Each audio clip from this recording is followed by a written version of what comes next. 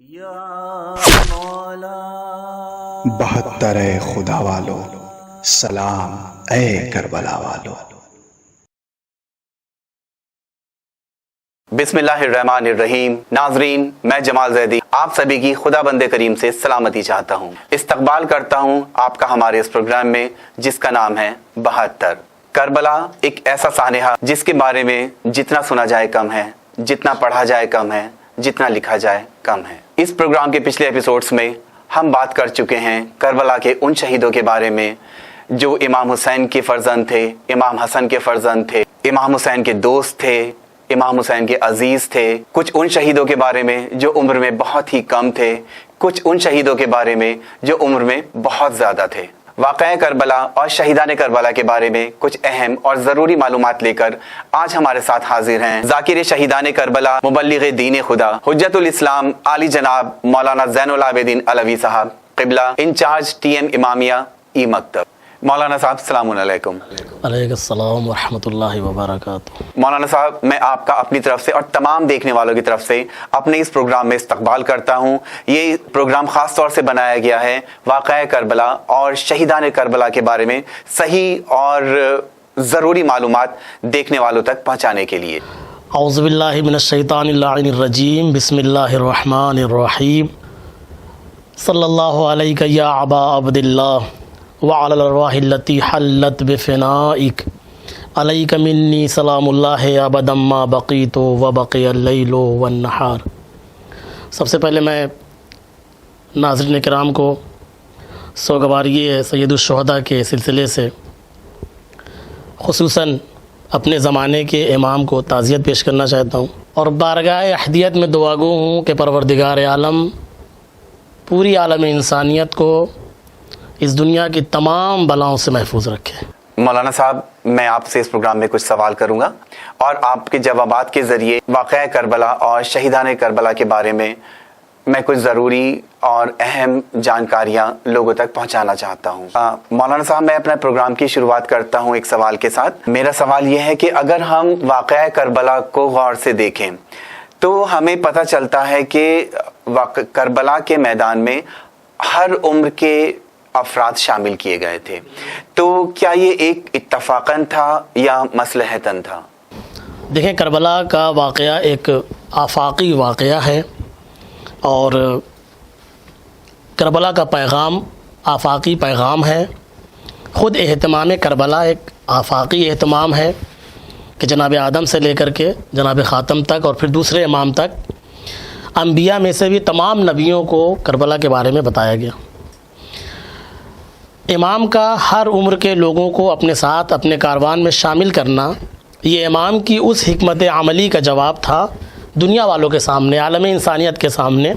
کہ امام نے جو مدینے سے نکلتے ہوئے حدیث ارشاد فرمائی تھی،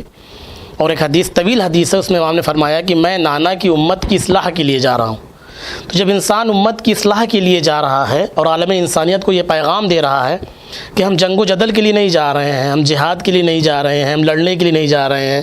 ہم خوریزی اور فساد برپا کرنے کے لیے نہیں جا رہے ہیں، ہم نانا کی امت کی اصلاح کے لیے جا رہے ہیں، تو حکمت عملی امام نے یہ اپنایا کہ ہر عمر ہر سن کے لوگوں کو کاروان میں شامل کیا۔ رنگ و نسل کی قید سے اوپر اٹھ کر امام نے بلا تفریق مذہب و ملت، آپ جانتے ہیں اور آپ سن چکے ہیں کہ ہر مذہب ہر فرقے کے لوگ شامل تھے، اور امام کی حکمت عملی یہی تھی کہ امام نے بوڑھوں کے لیے بوڑھوں کو، جوانوں کے لیے جوانوں کو، بچوں کے لیے بچوں کو اور عورتوں کے لیے عورتوں کو اس طریقے سے جمع کیا کہ ہر صنف میں، ہر دور میں اور ہر صنف کے لیے یہ لوگ نمونہ عمل رہیں۔ لہٰذا ہر عمر کے لوگوں کو شامل کرنے کا مقصد ہی یہی تھا کہ امام ہر دور کے لیے، ہر صنف کے لوگوں کے لیے نمونہ عمل بنانا چاہتے تھے۔ اور کربلا کے شہیدوں کو آپ دیکھ لیجئے، ایسے ہی تھے کہ جب تک زندہ رہے لوگوں کی ہدایت کرتے رہے، دین کا دفاع کرتے رہے۔ ایک وجہ اور یہ بھی ہو سکتی ہے کہ امام نے جو ہر سن اور عمر کے لوگوں کو شامل کیا، اس کی ایک وجہ یہ بھی ہو سکتی ہے کہ جب مقدسات الہی پر، جب دین الہی پر، جب اسلام پر آنچ آ جائے، مصیبت پڑ جائے، تو ہر سن اور ہر عمر کے لوگوں پر ضروری ہے کہ وہ اپنی استطاعت اور اپنی حیثیت کے مطابق دین اور اسلام کا دفاع کریں، مقدسات الہی کا دفاع کریں۔ جی مولانا صاحب، یہ بات ہمیں آسانی سے اب آپ کے ذریعے سمجھ میں آ گئی ہے کہ یہ امام حسین کیونکہ ظلم کے خلاف کھڑے ہوئے تھے انسانیت کو بچانے کے لیے، اور انسانیت کا تعلق ہر عمر کے افراد سے رہتا ہے، تو اسی وجہ سے انہوں نے اس مشن میں، اس کو ایک مشن کہنا بھی صحیح رہے گا کیونکہ ایک جنگ نہیں، ایک مشن تھا، اسی لیے انہوں نے ہر عمر کے افراد کو اس میں شامل کیا۔ مولانا صاحب، اگر میں واقعہ کربلا کے بارے میں آپ سے اور بات کروں تو میں اگلا سوال آپ سے یہ پوچھنا چاہوں گا کہ کیا آپ بتا سکتے ہیں کہ جو کم سے کم عمر کے لوگ تھے اور ان کو شہید کیا گیا وہ کون تھے اور کتنے تھے، اور جو زیادہ سے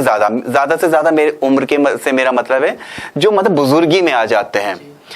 وہ لوگ کتنے تھے جن کو شہید کر دیا گیا تھا کربلا کے میدان میں؟ دیکھیں، بعض اصحاب کا نام لیا جاتا ہے امام حسین علیہ السلام کے جو کاروان میں شامل تھے، ان میں ایک بہت برجستہ نام ہمارے ذہنوں میں ہے اور ہم تمام لوگ جانتے ہیں، جناب مسلم ابن اوسجہ کا نام ہے، کہ جو بتایا جاتا ہے کہ کربلا کے میدان میں سب سے زیادہ سن رسیدہ تھے۔ تو ان کا امام حسین سے کیا رشتہ تھا؟ امام حسین سے رشتہ اگر دیکھا جائے تو بنی ہاشم کے علاوہ کسی کا نہیں ہے، لیکن یہ لوگ، میں جو سمجھتا ہوں، یہ لوگ وہ ہیں کہ جنہیں امام کی، یعنی اس دور کے امام کی معرفت حاصل تھی، اور وہ یہ جانتے تھے کہ ہاں واقعہ نائب برحق رسول یہی ہیں، خلیفہ الہی یہی ہیں، امام وقت یہی ہیں، اور اس معرفت کے نتیجے میں وہ امام کے ارد گرد جمع ہوئے تھے۔ مولانا صاحب، میں نے سنا ہے کہ جن کا آپ نے ابھی نام لیا مسلم بن اوسجہ، مطلب ان کی عمر اتنی زیادہ تھی کہ ان کو ٹھیک سے دکھائی بھی نہیں دیتا تھا، کیا صحیح ہے یہ؟ بعض روایات میں، کتابوں میں نے خود اس بات کو پڑھا ہے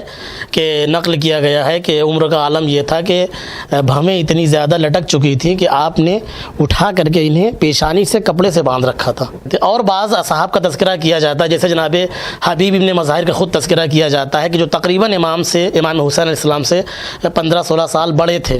اور خود امام کی عمر 57 سال کربلا میں تھی۔ اس حساب سے اگر حساب لگایا جائے تو 70، 75 اور 80 کے درمیان میں خود جناب حبیب بن مظاہر کی عمر ہے۔ اور اس کے بعد بعض صحابی رسول اس دور میں جو امام کے کاروان میں شامل تھے، ایسے بھی تھے کہ جو صحابی رسول تھے، جیسے ایک نام میرے ذہن میں ہے، وہ ہے انس ابن حارث کاہلی، جو رسول اللہ کے صحابیوں میں سے تھے، اصحاب صفہ میں سے تھے۔ اب یہ ایک پوری بحث ہے اصحاب صفہ، میں ادھر نہیں جانا چاہتا ہوں، طویل ہو جائے گا۔ اور خود جنگ بدر جو 2 سن ہجری میں ہوئی تھی، ہجرت کے دوسرے سال جو ہوئی ہے جنگ بدر، اس میں شامل تھے یہ جناب انس ابن حارث کاہلی۔ ایسے ایک صحابی کا اور تذکرہ ملتا ہے، عبد الرحمن ابن عبد رب، یہ بھی صحابی رسول تھے۔ جی، تو صحابی رسول بھی کافی ایسے ہیں جنہوں نے امام حسین کے ساتھ کربلا کے میدان میں ظلم کے خلاف آواز اٹھائی اور اپنی شہادت دی۔ تو یہ تھے وہ افراد کے جو عمر میں زیادہ تھے۔ بہت سارے ایسے لوگ کربلا کے شہداء میں ہمیں ملیں گے جن کی عمر بہت کم تھی، جنہیں دیکھا جائے تو ابھی سن بلوغ تک بھی نہیں پہنچے تھے۔ مثلا جناب عون محمد کا تذکرہ کیا جاتا ہے، جناب قاسم کا تذکرہ کیا جاتا ہے، خود جناب عبداللہ ابن امام حسن، یہ ایک بہت اہم شخصیت اگر ہم دیکھیں اس حوالے سے، بہت کم تذکرہ ہمارے یہاں ہوتا ہے امام حسن علیہ السلام کی اولاد کا جو کربلا میں موجود تھی۔ آپ بات کر رہے ہیں امام حسن کے فرزند کی، کیونکہ ہم لوگ تو زیادہ تر حضرت قاسم کے بارے میں سنتے ہیں، تو یہ ان کے علاوہ دوسرے فرزند تھے؟ جی، یہ امام حسن علیہ السلام کے فرزند۔ جی، واقعہ یہ ہے کہ جب امام حسن علیہ السلام زخموں سے چور ہو کر کربلا کی زمین پر گرے ہیں اور فوج یزیدی نے امام پر حملہ کیا ہے اور امام کے قتل کے درپے ہیں، تو انہوں نے دیکھا، جناب عبداللہ ابن حسن علیہ السلام نے جب دیکھا کہ میرے چچا پر یہ وقت آ گیا ہے، تو اب روایت کہتی ہے کہ خیمے سے دوڑتے ہوئے باہر نکلے ہیں اور دیکھا کہ میرے چچا پر یہ وقت ہے کہ ظالم تلوار چلانا چاہتا ہے، اور پہنچے ہیں جب امام کے پاس، ابھی امام کے اندر رمق حیات باقی ہے، اور جیسے ہی ظالم نے تلوار چلائی تو انہوں نے اپنے دونوں ہاتھوں کو بڑھا دیا، نتیجے میں دونوں ہاتھ قلم ہوئے ہیں، اور امام حسن علیہ السلام کا یہ فرزند جسے عبداللہ کہا جاتا ہے، یہ امام حسین علیہ السلام کے سینے پر شہید ہوئے ہیں اور شہادت پائی ہے۔ اور میں یہ سمجھتا ہوں کہ شاید یہ امام حسن علیہ السلام کی وہ قربانی تھی جسے کربلا کے میدان میں جناب قاسم نے اور جناب عبداللہ ابن امام حسن نے مکمل کر دی۔ تو مولانا صاحب، اگر یہ کہا جائے کہ امام حسین سے پہلے شہید ہونے والے جو تھے تو حضرت عبداللہ جو کہ 4-5 سال کی سن کے تھے، جیسے آپ نے ابھی ذکر کیا ہے، بہت ہی ان لوگوں کا جو بہت ہی کم عمر کے تھے اور انہوں نے اپنی شہادت پیش کری. ہم لوگ جب کم عمر کی شہادت کے لوگوں کی شہادت پڑھتے ہیں تو ان میں ایک نام اون و محمد کا بھی آتا ہے، جو ایک کا نام اون تھا، ایک کا محمد، جو کہ حضرت زینب کے فرزند تھے. تو میں آپ سے جاننا چاہوں گا کہ اس ٹائم جب واقعہ کربلا میں ان کی عمر کیا رہی ہوگی؟ میں نے جو آپ کے اس سوال کے ضمن میں میرے ابھی یہ بات ذہن میں آئی، میں نے 2 مقام پر 2 روایتیں پڑھی ہیں، زیادہ فرق نہیں ہے دونوں میں. 7 اور 8 سال کا سن بیان کیا گیا ہے ایک روایت میں، اور ایک روایت میں 9 اور 11 سال کا سن. ہاں، یعنی اگر حد سے زیادہ سے زیادہ اگر یہ دیکھا جائے تو 9 سال جناب اون کی 11 سال اور جناب محمد کی 9 سال، یہ بیان، کیونکہ جناب اون بڑے تھے اور جناب محمد چھوٹے، تو اس سے زیادہ ہمیں کوئی عمر تاریخ میں نہیں ملتی ہے. جی مولانا صاحب، اگلا سوال میں اگر آپ سے کروں گا تو وہ بھی جناب اون و محمد سے متعلق ہی ہے. تو میں یہ جاننا چاہوں گا کہ وہاں پر کیا جناب اون و محمد کے علاوہ بھی ان کے کسی بھائی نے، مطلب کہ حضرت زینب کے کسی اور فرزند نے بھی وہاں پہ شہادت پیش کی تھی، یا صرف اون و محمد ہی ان کے فرزند تھے اور وہ وہاں شہید ہو گئے تھے؟ اس سوال کے جواب میں ایک بات اپنی ذاتی طور سے صرف یہ کہنا چاہوں گا کہ مجھے خود کوئی ایسی روایت، مجھے ظاہر سی بات ہے کہ علماء کرام پورے ہندوستان، پوری دنیا میں ہیں اور تحقیق ہر موضوع پر ہوا کرتی ہے. میں ایک طالب علم ہوں اور میں نے جہاں تک مطالعہ کیا تو میں نے یہ دیکھا کہ مجھے اور بھی کربلا کے میدان میں کوئی اون و محمد کے بھائی یعنی جناب زینب کی اولاد میں سے کوئی اور مجھے خود بذات ہی مجھے کوئی روایت ایسی نہیں ملی. صرف 2 فرزندوں کا تذکرہ کربلا کے میدان میں جناب زینب کے ملتا ہے، اون اور محمد کا، اور جن کی عمر 7-8 سال یا 9 اور 11 سال بیان کی جاتی ہے. ان کے صرف یہی 2 بیٹے تھے اور دونوں ہی کربلا کے میدان میں؟ جی، جہاں تک میں تلاش کر سکا ہوں اور جہاں تک میں نے مطالعہ کیا ہے روایات کا، بس میں اپنی ذمہ داری لے کر کے یہ کہہ سکتا ہوں کہ مجھے خود بذات ہی 2 فرزندوں سے زیادہ جناب زینب کے کسی اور فرزند کا تذکرہ کربلا میں نہیں ملتا ہے. مولانا صاحب، میں نے اکثر یہ بھی سنا ہے کہ جب امام حسین مدینہ سے چلے تھے، حضرت زینب ان کے ساتھ چلی تھی، تو اون و محمد ان کے ساتھ نہیں چلے تھے. راستے میں حضرت عبداللہ آئے اور انہوں نے پھر اپنے دونوں بیٹوں کو بھی امام حسین کے سپرد کیا. ہاں، بہت دور چلنے کے بعد یہ واقعہ نہیں ہے، یعنی مدینے سے نکلنے کا ہے کہ جب ابھی وداع کا وقت ہے، رخصت کا وقت ہے، اسی وقت جناب عبداللہ جب ملنے کے لیے آئے ہیں تو انہوں نے اپنے دونوں فرزندوں کو جناب زینب کے حوالے کر دیا. جی مولانا صاحب، جیسے آپ نے ابھی تذکرہ کیا کربلا کے ان شہیدوں کے بارے میں جن کی عمر یا تو بہت کم تھی، یعنی کہ 4 سال، 5 سال، 8 سال، 9 سال، 6 مہینے، تو یہ تو بہت ہی کم عمر میں گنتی ہیں. اور کچھ کا شہیدوں کا آپ نے ذکر کیا جن کی عمر بہت زیادہ تھی، جیسے کہ 80 سال، 85 سال، 70، 75، جو کہ بزرگی میں آ جاتے ہیں.